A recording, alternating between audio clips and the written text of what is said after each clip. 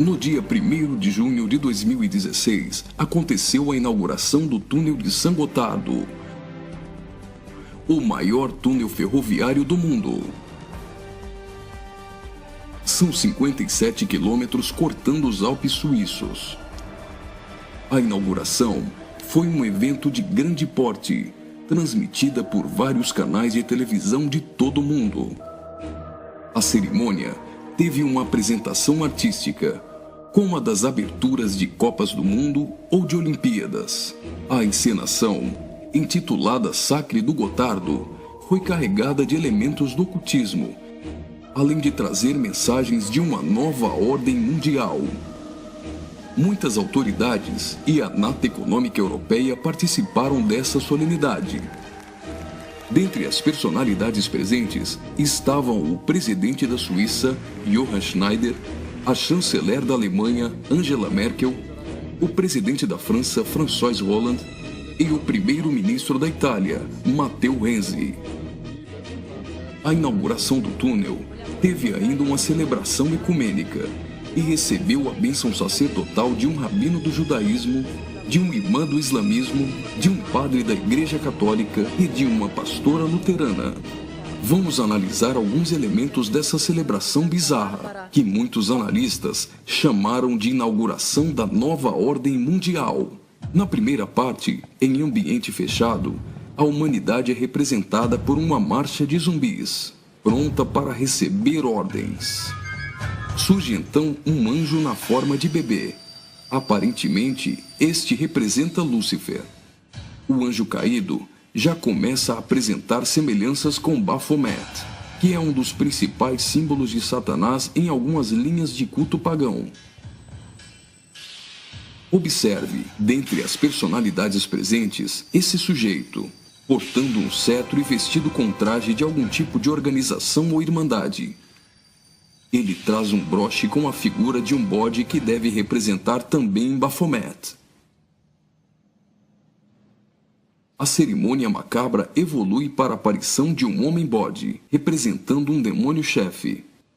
Esse demônio exerce autoridade e liderança sobre outros demônios que são liberados pelo mundo, representado aqui pela ferrovia. Por essa ferrovia, passam vários períodos da humanidade, revivendo alguns tipos de sociedades secretas e rituais pagãos dos celtas, da Grécia Antiga, do hinduísmo e principalmente do Egito Antigo. Observe ao fundo a figura do Sol, representando um dos principais objetos de adoração das culturas antigas. Sob a ordem do chefe, os demônios se lançam para cumprir sua missão na Terra. Aqui, vemos a representação de antigas sacerdotisas e místicos adoradores, todos sendo conduzidos pelo homem-bode. As sacerdotisas estão levando um cordeiro, como algo a ser oferecido em sacrifício.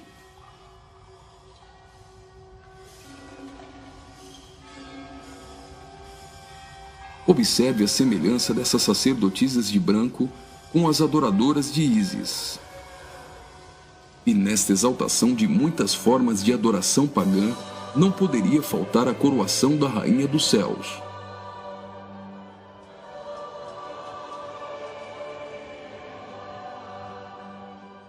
A cerimônia prossegue, agora em um ambiente externo. A parte interna exaltou a adoração pagã histórica. Na parte externa, o evento se torna uma cerimônia satânica regida pelo homem-bode. Os zumbis representam a humanidade manipulada, caminhando rumo a um futuro incerto. Os atores correm atrás de uma conquista. O túnel inaugurado literalmente furou 57 quilômetros de rochas nos Alpes suíços. Aparentemente, aqui a humanidade está tentando vencer a rocha, que pode representar Jesus.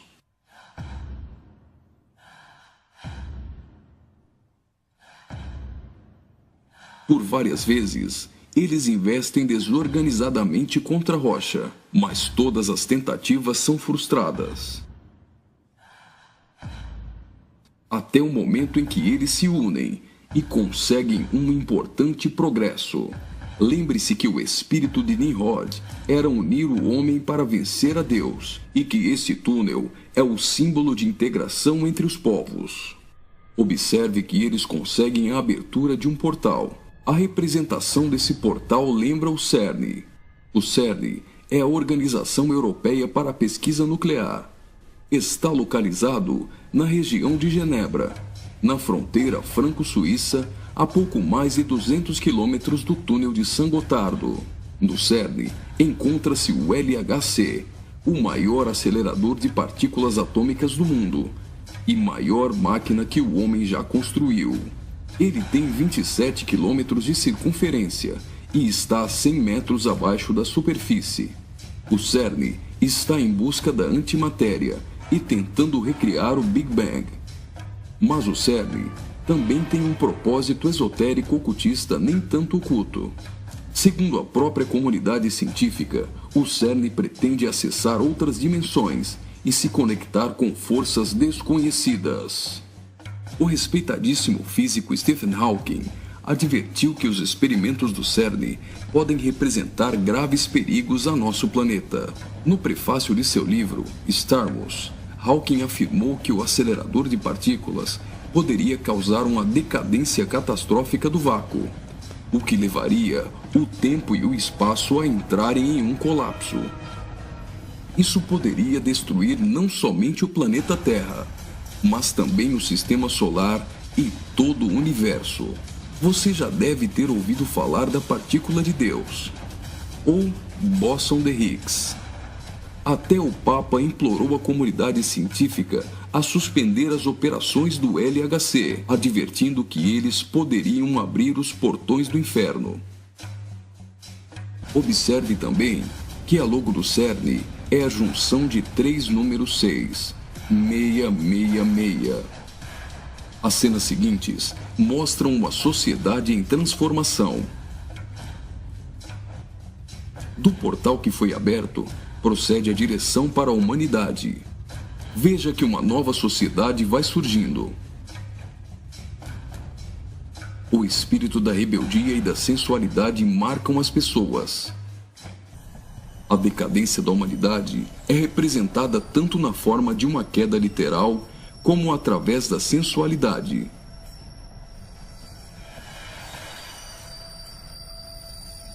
Do portal surge um corpo nu, e logo as pessoas ficam endemoniadas.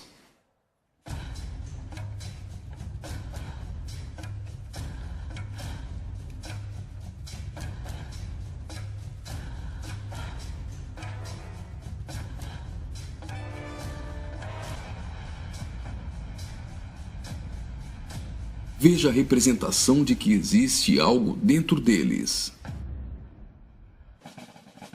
Trabalhadores do túnel aparentemente são representados aqui, mas observe que a verdadeira representação é o deus Shiva, da trindade hinduísta. Shiva é o deus da destruição. Ele destrói para dar lugar a algo novo. A dança de Shiva é considerada a manifestação física do ritmo cósmico. Observe que na entrada do principal laboratório do CERN existe uma imagem de Shiva. A dança destruidora de Shiva é associada à aceleração ou à dança das partículas. A cena seguinte lembra os operários mortos na construção do túnel, mas na verdade representa o sacrifício humano.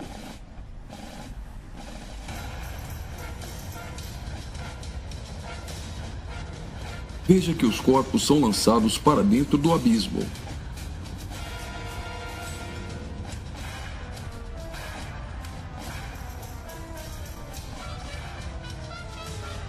Preste atenção.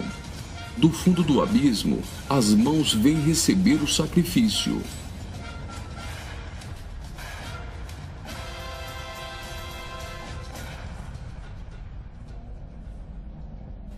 A morte dos trabalhadores dá lugar a 3 almas que sobem do abismo.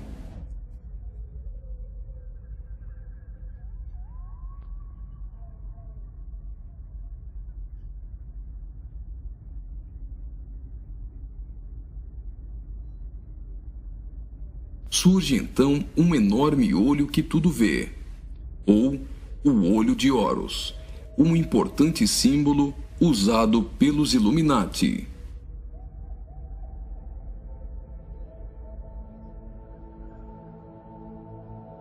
Agora, o homem-bode passa a ter um papel ainda mais importante na cerimônia, e as representações do livro de Apocalipse vão ficando mais evidentes.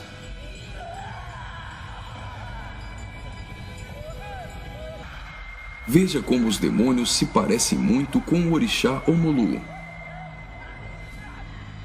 Do portal surge uma figura de um homem, misturada com a de um bode e 3 escaravelhos egípcios. O escaravelho simboliza o deus Khepri, o deus do sol nascente. Homem e bode se fundem, representando a encarnação de Satanás e o surgimento do anticristo. Ele não será um homem normal. Sua autoridade e poder provém do próprio Satanás. Uma personagem, aparentemente representando a deusa Ísis, surge para ungir o homem-bode, que é a própria besta. Como a cerimônia de coroação de um rei, a besta é ungida governante sobre todo o mundo. Observe novamente que os demônios lembram muito o orixá Omolu. Após receber o manto do espírito feminino de Ísis, a besta manifesta atitudes homossexuais. Ungido governante do mundo, a besta demonstra sua fúria contra todos e agita seus demônios.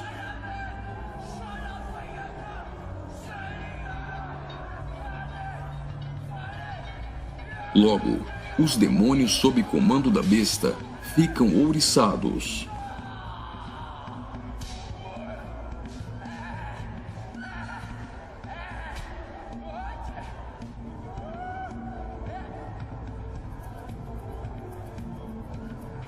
Assim como está escrito em Apocalipse, a besta passa a ser adorada pelos homens e pelos demônios.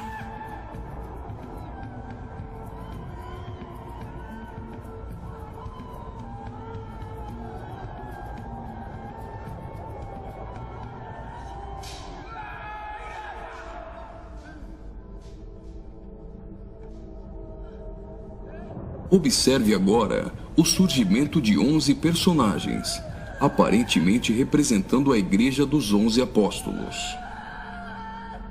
A besta terá autoridade para perseguir a Igreja e para matar os que não lhe adorarem.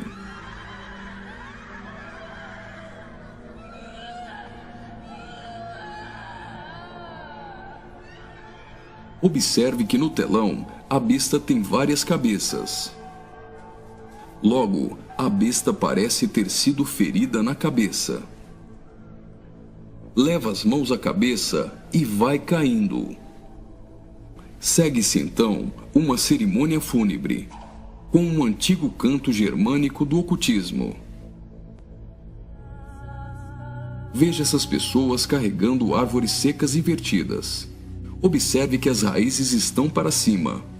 Assim como a cruz invertida é um símbolo do satanismo, tudo que se apresenta invertido representa o contrário.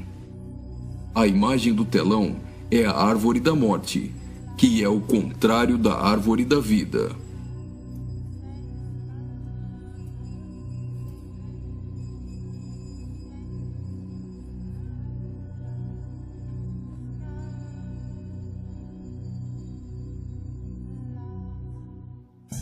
A tecnologia é mostrada como um instrumento para manipular o homem. O avanço da ciência nos últimos dias foi profetizado por Daniel. Observe agora a semelhança da imagem no telão com a Pokébola do game Pokémon GO.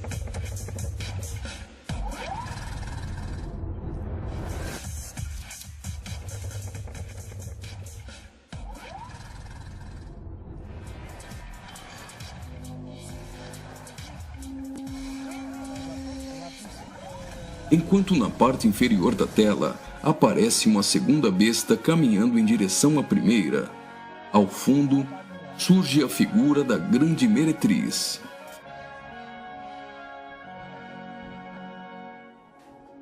Observe que a segunda besta ressuscita a primeira.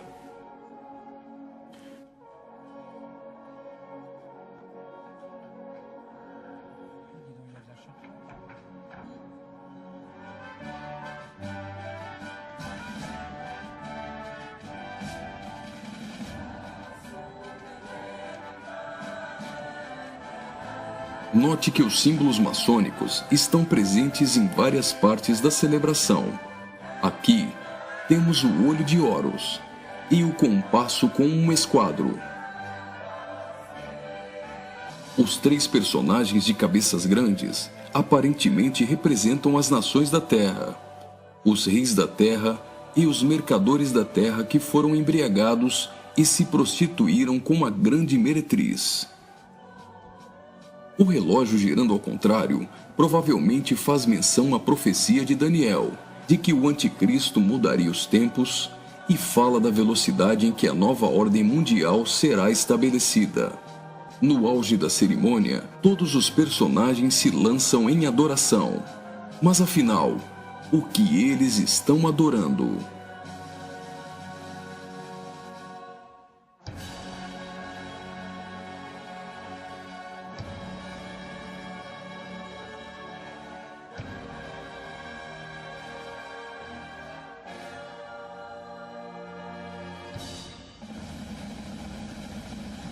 Então, o trem sai do túnel. Mas certamente eles não estão adorando um trem.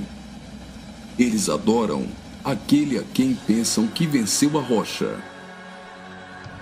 Eles adoram o grande dragão, a antiga serpente, que se chama Diabo e Satanás, o sedutor de todo mundo. Pensam que Satanás venceu a Cristo. A celebração é como se fosse uma grande vitória, como a consumação de uma enorme conquista.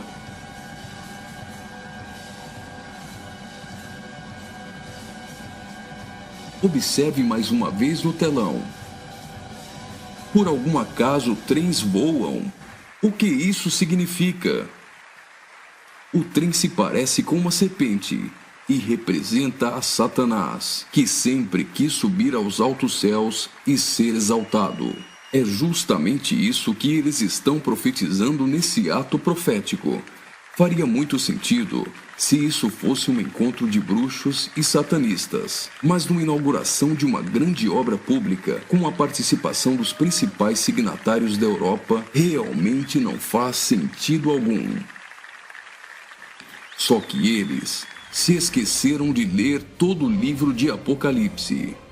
E vi a besta e os reis da terra com seus exércitos, congregados para pelejarem contra aquele que estava montado num cavalo e contra seu exército.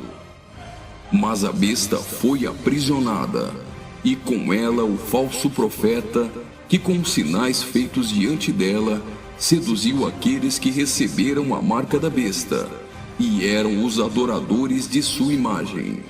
Os 2 foram lançados vivos dentro do lago de fogo, que arde com enxofre. Apocalipse capítulo 19, versículos 19 e 20.